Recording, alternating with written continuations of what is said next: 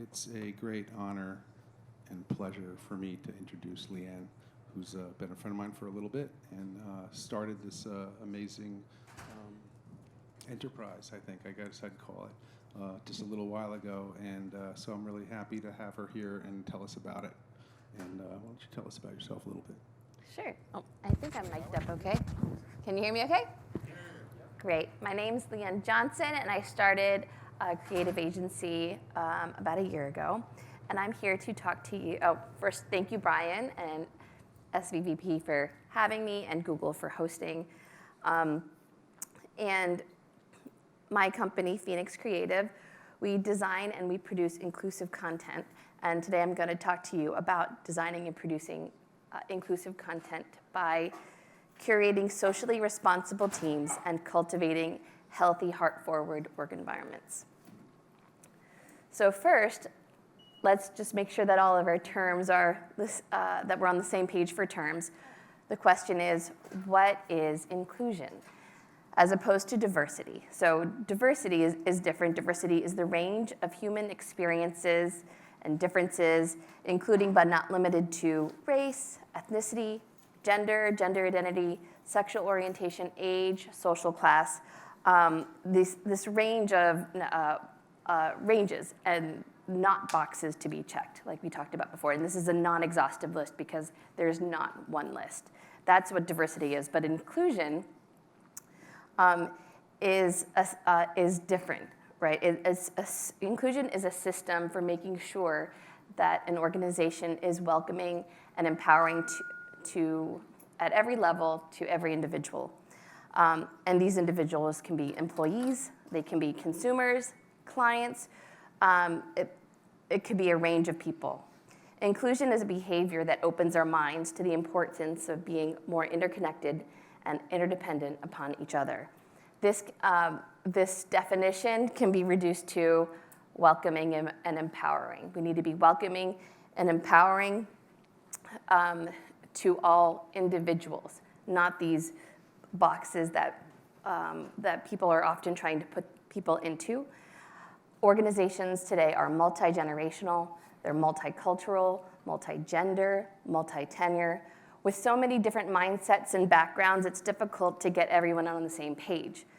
Even people who check the same diversity boxes are not the same. Personally, I am biracial. I'm Vietnamese. My mother's a Vietnamese refugee, and I'm Caucasian. But other biracial Americans will not bring to their work the same experiences or capabilities that I bring to mine. We all fall into many groups and categories, and we bring our own mindsets to everything that we do. So the other key word here is individual. It needs to be welcoming, empowering, not specifically to groups, but to individuals, and that's the way things are moving. Like Dr. Vogler was saying, that it would be really, like the big problem here is how do we bring captioning to the individual experience, right? And that's what we need to really look at as well as we're looking at accessibility and inclusion. We need to focus on the individual.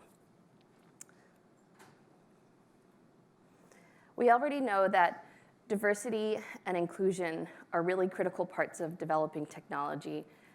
We talked about that earlier with the closed captioning and bringing in different voices. It's important for facial recognition software, apps, user-friendly devices, but it is equally important for creative enterprises to embrace inclusion in their teams, in their processes, and in their messages.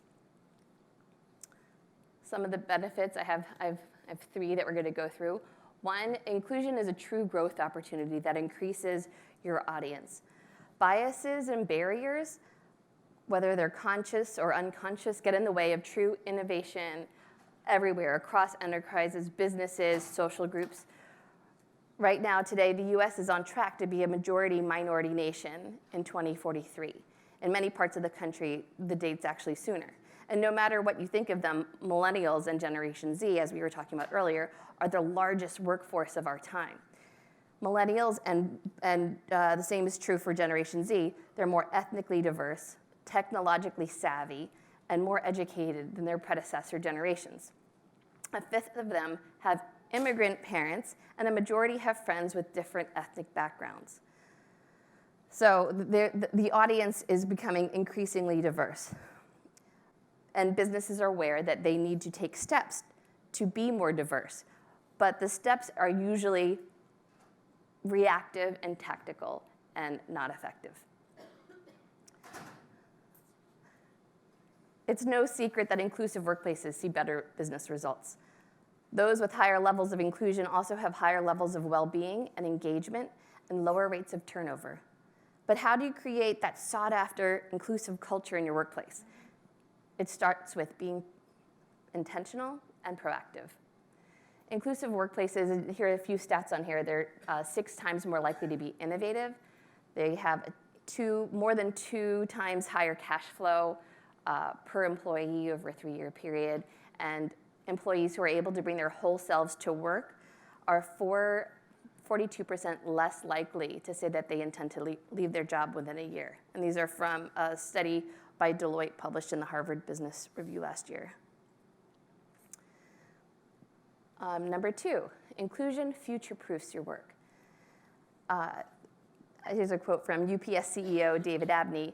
Inclusive companies make successful companies.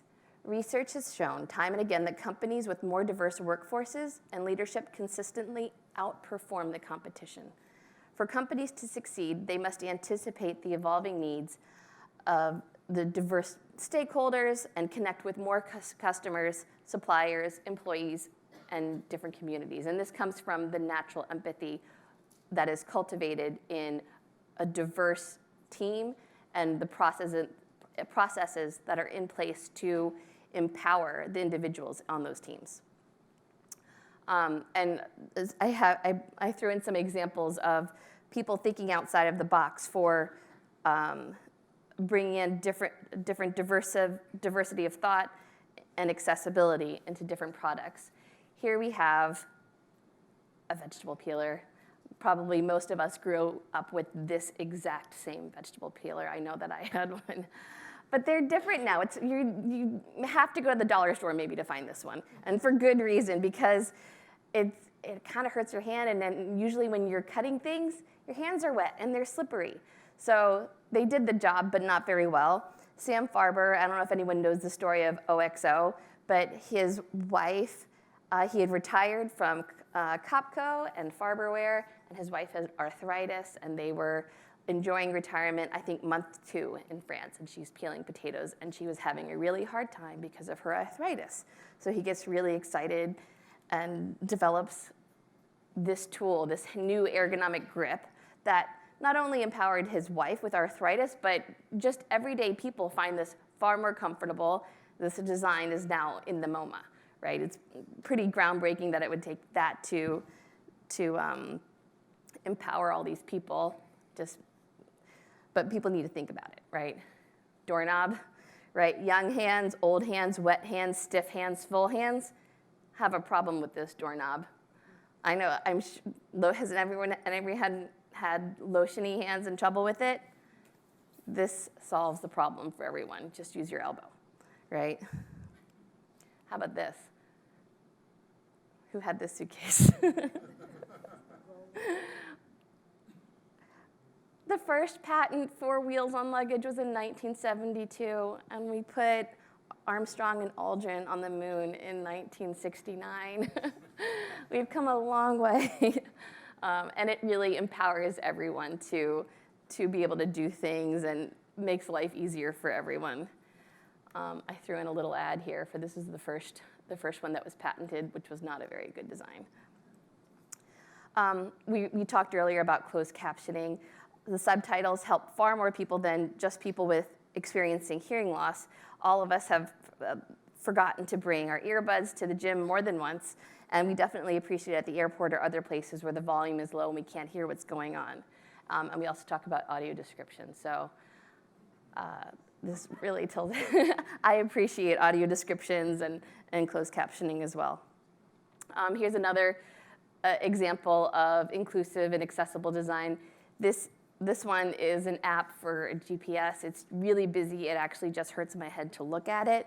And then here we have just a screenshot of the Apple Weather app from my phone today. So if you can make it better for as the population ages, I was not a child. As a child, I did not have these phones. So the people who are using phones, and then when they were first put out, or they're aging and they're increasing text size, but really, like, you're losing a lot of stuff on the screen, right? Like, just put less stuff on the screen, make it more attractive and user-friendly. Here's one final example. If anyone had Netscape Navigator in about 2000, here's your Yahoo browser. And thank you, Google. Okay, we already, and here's number 3. Proactive inclusion is the right thing to do. That's the third benefit of inclusion. It's socially, morally, politically empowering to all people. It's the right thing to do. This is an example of old vintage ads and how they're not inclusive, not accessible, and clearly they're developed by one type of team, probably a very homogenous team. And a lot of people think that this is something that only happened 10, 20, 30, 40, 50 years ago. Not true. It's still happening today. These ads are from within the past just couple of years. There's a Gap ad with a girl just saying, "Girl's the social butterfly," big pens for her. We have Mr. Clean for Mother's Day. Just really offensive ads, right? That if the teams were more diverse and welcoming, even if not just diverse, but inclusive, if there was diversity on that team, I think people would have felt free to speak up if they were on those teams and that these companies would not have experienced the backlash for these ads that they did. So how do you design and produce inclusive content? 1, you curate inclusive, socially responsible teams. Inclusion is active. You need to welcome all types of people and actively cultivate diverse teams. Do the legwork. You need to find different pipelines, invest in programs that bring other people, minorities, people of color, women into these fields. Businesses thrive through innovation, and innovation is thinking outside the box.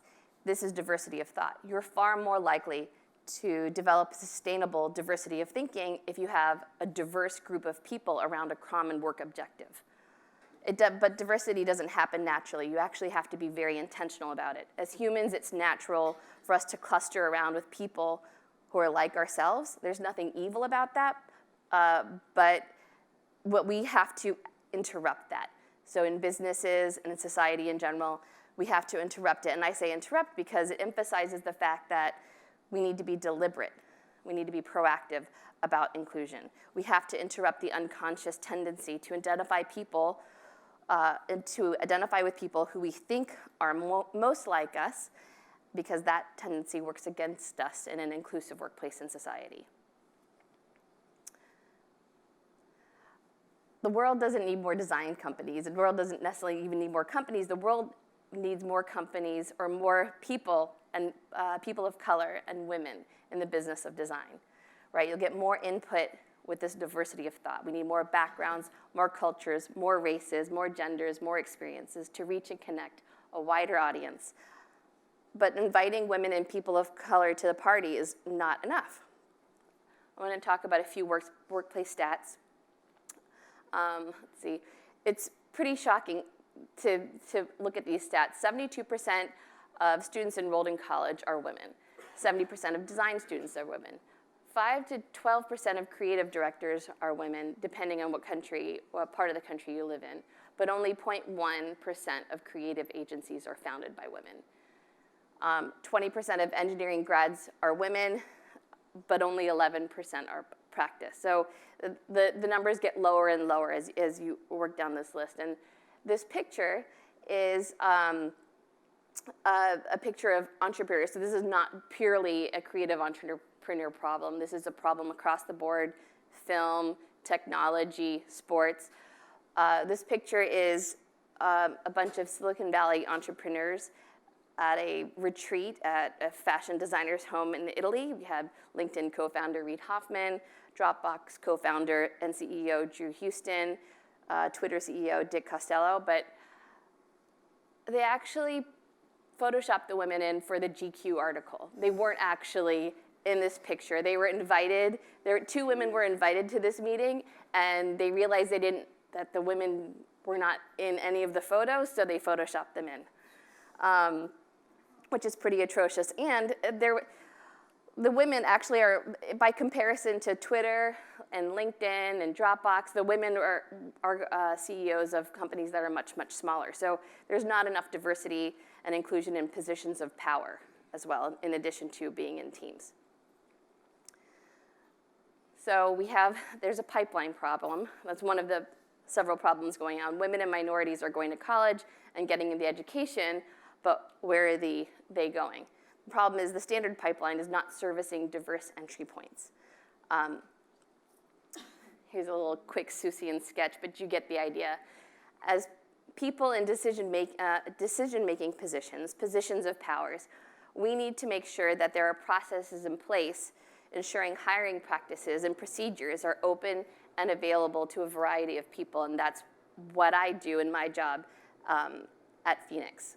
My job is to find people, put teams together, look for the different pipelines and out-of-box thinking of people in different experiences and walks of life, and to find what they can bring to the table. It takes a lot of time and sifting, but it's really important, and we have to do it. I threw this in here to take a quick note from Sesame Street, which is celebrating its 50th anniversary this month. Over the years, and they're a real example and leader in the field of inclusion and diversity and accessibility.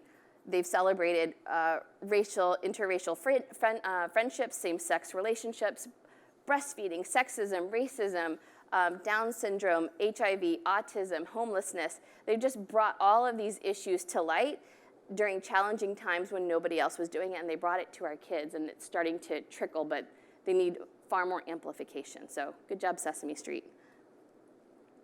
The second way, so the first way was to curate inclusive, socially responsible teams. The second way to design and produce inclusive content is to cultivate a heart-forward work environment, right? It's not enough to invite people to your dance.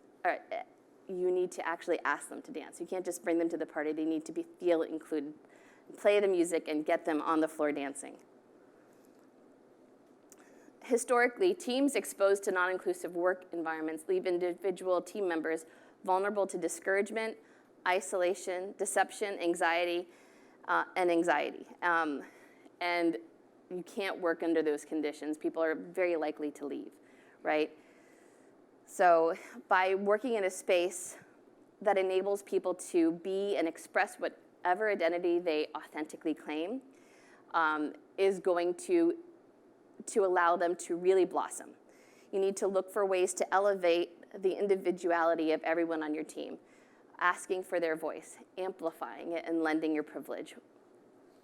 Many are aware of the issues and value of inclusive design, and will check the boxes, the optic boxes, but it's really important to embed all of this into the workflow of curating the teams and making it a part of your work culture. Not just diversity, but inclusivity.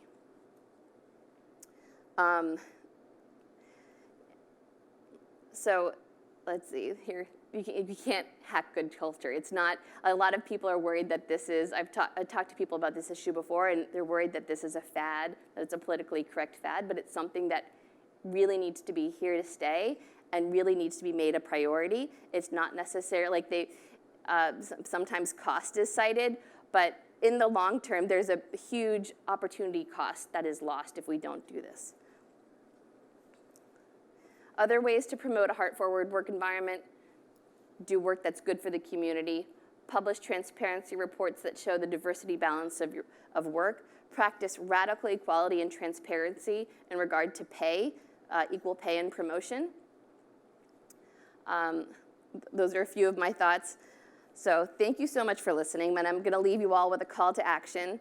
The next time you think, or you have a creative project, think of Phoenix, obviously, but if you can't do that, make sure that you are checking your pipelines. And in your bids for your projects, make sure that at least half are from women or minority-owned businesses. Thank you. Thank you. And I just wanted to mention something that we were able to do through the sponsorship that actually our good friend Martin, would you don't mind standing up? Marty's been helping us out a little bit, bringing some organizational and sponsorship opportunities to the group. And so through some things that we were able to do, we were able to make a gift of $2,500 to Lien's team and able to sponsor a project that she was working on. If you want to just tell us what that project was real quickly. Absolutely. Yes, thank you. Yes, I was thanking Marty earlier, and there is a, they gave us some money to put together videos highlighting women filmmakers. So I'm going to interview 2 women in film, not necessarily the filmmakers themselves, but women in film, and then present the videos here highlighting women and minorities in film.